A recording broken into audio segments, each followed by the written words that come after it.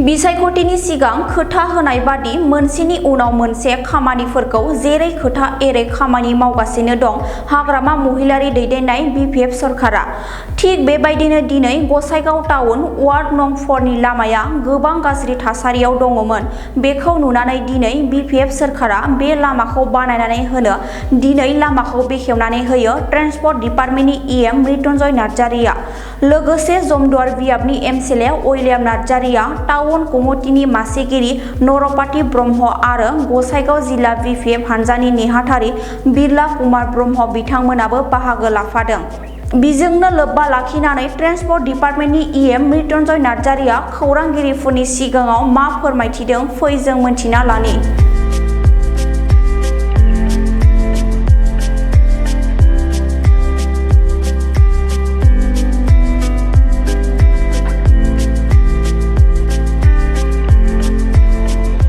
आरो गोजोनथाव खौरां जिहेतु जोंहा गसाइगाव टाउनाव 4 नम्बर वार्डनि नैबे बाथौ रड आरो बेखौ बुंथ'ला बे रडा खुब गाज्रिमोन। खारन 5 बोसोराव थांनाय बे इउपिपिएल सरकारा जोंनि गसाइगाव टाउन हिसाबै बेयाव मोनसेबो जेबो खामानि मावलाङाखै, जार फले दिनैहाय जोंनि टाउन कमिटिनि सिंफ्राव गलिनि लामाफ्रा खुब गाज्रि लामा जाना दं आरोखि कन्डिशनफ्रा। दै अखा एसे हाबानो बिराद माने दै थायो। ड्रेननि खुनु प्रभिजन माबाखौ खालामलाङाखै, बिथांमोनहा खामानि मावलाङाखै। बिनिखायनो दिनै गसाइगाव टाउननि जोंना बासिन्दाफ्रा खुब माने दुखुनांथाव बे सहायनांनानै थानानै दं। दिनै खिन्थु जोंनि बिपिएफ सरकार फैनाय लोगो एक्सुवेलि कड अफ कन्डाक्ट सोलिगासिनो दं। होमब्लाबो जोंनि वार्कारफ्रा बा जोंनि कन्ट्रेक्टारफ्रा बिपिएफनि कन्ट्रेक्टारफ्रा हेडआव जितु आर्जेन्ट जितु इमारजेन्सि बे लामाखौ लाबोनानै खामानि मावनो थाखाय दा लाहार फाहार जाबाय। आरो दिनै बेजों खेबनै बे वार्डआवनो 3 लामा बेखेवनाय जाबाय। बिदिनो गोबां 3 वार्डकार मोनब्रैनि गेजेरावबो दिनै बिराद खामानि मावनांगौ दरखार दं। आरो बेखौ जोंहा अलरेडि टाउन कमिटिनि चेयारमेन मानगोनां नरपति ब्रह्म बिथां आरो लोगोसे आंजों दंफायो नियारेस्ट जमदुवार समितिनि एमसिएलए आरो थाबावबाय इन्टास आलि। जों जयैनो नांनानै जोंनि गसाइगाव साब डिभिजनखौ मोनसे मडेलाइज मोनसे टाउन खामानि मावनानै मडेलाइज खालामनो सिन्था खालामदों। बेयाव लामाल' नङा, जोंहा स्ट्रिट लाइटनि बहुद एसे आंखाल जानानै दं। लोगोसे टाउन कमिटियाव गसाइगाव टाउनाव बहुद माने अट'फोरनि झामेला जानानै दं। बिथांमोनखौ जों नैबे 4 थारिखनि उनाव मोजां मोनसे मिटिं लिंनानै बयखौबो गार्जेन आरो लोगोसे जोङो मुरब्बि पार्टिनि लोगोसे जों माखासे कन्ट्रेक्टार बिथांमोनखौ लानानै जों सावरायनाय जागोन।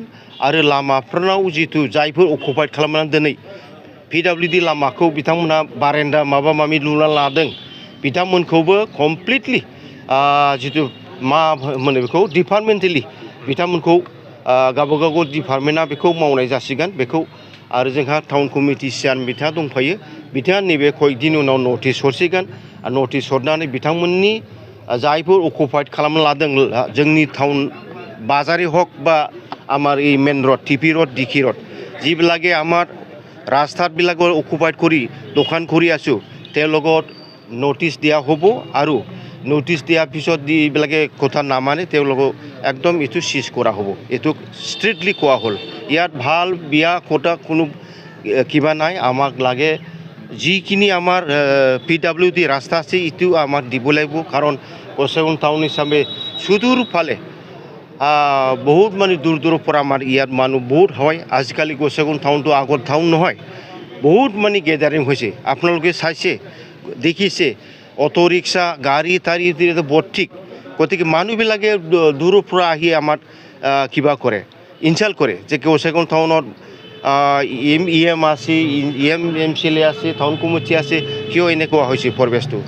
গতিকে যোৱা এই চৰকাৰত এইবিলাক চব হৈছোঁ। আমি এতিয়াহে আমাৰ ৰিজাল্ট পোৱাৰ পিছত নম্বর রিজাল্ট পোৱাৰ পিছত আমি এইটো সিদ্ধান্ত লোৱা হৈছে, আলোচনা কৰা হৈছে।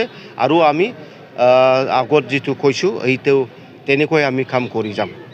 এইটো ক্ৰিটিকেল ইমান ক্ৰিটিকেল নহয় আমাৰ ৰাইজই ঠিক থাকিব লাগিব সজাগ থাকিব লাগিব কাৰণ আমি ছিষ্টেমেটিকলি যদি কাম কৰিব লাগে আমাক ৰাস্তাবিলাকো এৰিব লাগিব কাৰণ আমাৰ গোসাইগাঁও টাউন ভিতৰতো কোনো মানে কি কয় প্লেনিং নোহোৱাকৈ ঘৰ বনাই ৰাখিছে এতিয়া যে এই যদি সমস্যাটো যদি সমাধান কৰিব লাগে আমি চাব আপোনালোকে এতিয়া ইয়াতে দুটা ড্ৰেইন হৈছে ৰাস্তা এইখিনি হ'ব লাগিছিল কিন্তু আমি যদি এই ড্ৰেইনটো উঠাই তেনেহ'লে ৰাস্তাটো বকল হ'ব এতিয়া ৰাস্তাও ড্ৰেইনটোও উঠাব নোৱাৰোঁ গতিকে আমি এইটো ছিষ্টেমেটিকলি যদি ৰাস্তাটো বহল কৰিব লাগে আমাৰ ফাণ্ডো দৰকাৰ হ'ব ৰাস্তাৰ ওপৰত ড্ৰেইন হ'ব লাগিব হয় নে নহয় সেইটো আমি আলোচনা কৰিম কিবাটো আছে সমস্যাটো আছে তেনেকুৱা আমি এটাকৈ যিটো মেইন ৰাস্তা এইটো সমাধান কৰাৰ কাৰণে আমি চেষ্টা কৰিম একেলগে